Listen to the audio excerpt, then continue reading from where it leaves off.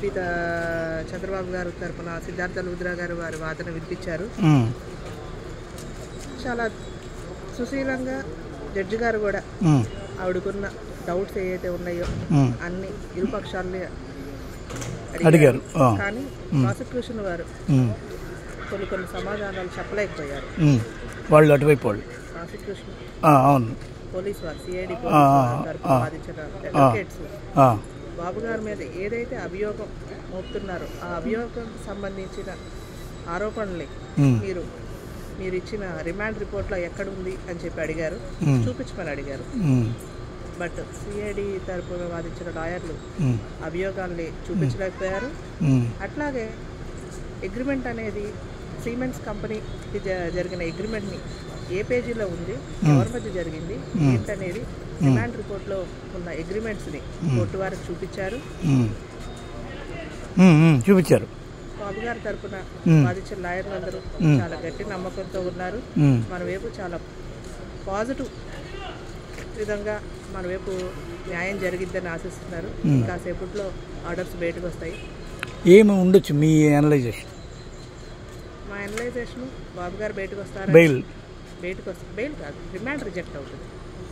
Remand reject అవుతుంది. Suppose remand reject అవ్వకపోతే bail application వేస్తాం. దాని మీద వాదనలు ఉంటే జరిగితే ఇరుపక్షాలు వాళ్ళు పిలిచి ఏ రోజు ఇస్తే ఆ రోజు చెప్తారు. ఇప్పుడు సిద్ధార్థ లూథ్రా యొక్క మెయిన్ లైన్ ఏం తీసుకొని వాదించేస్తున్నారు? సిద్ధార్థ లూథ్రా గారు ఫస్ట్ లైన్ ఏం తీసుకున్నారంటే 24 గంటల లోపల ఏదో సబ్మిట్ చేయలేదు అనేది ఒకటి.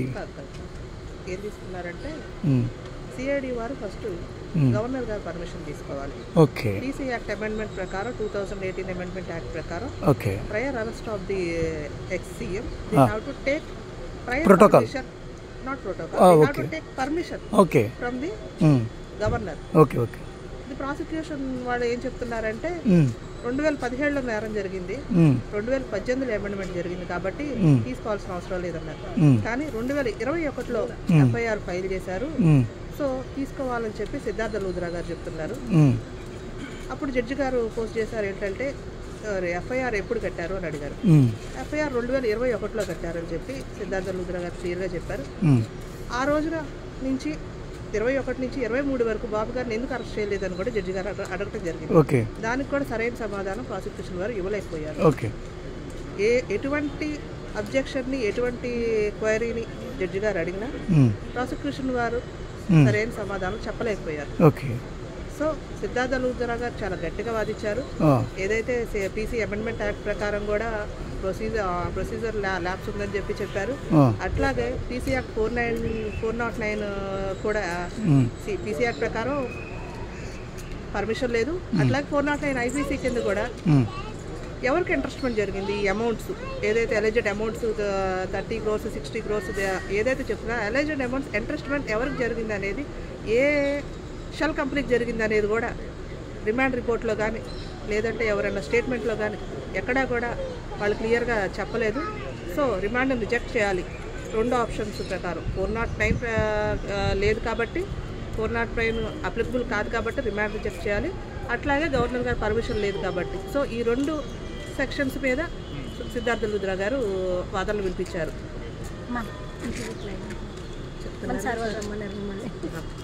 ఫైనల్గా ఏం జరగబోతుంది మేడం? ఒక హింట్ ఇవ్వండి. కాసేపట్లో ఆర్డర్స్ వస్తాయండి. హోప్ఫుల్లీ బాబు గారు బయటకు వస్తారని ఆశిస్తాను. Okay, thank you.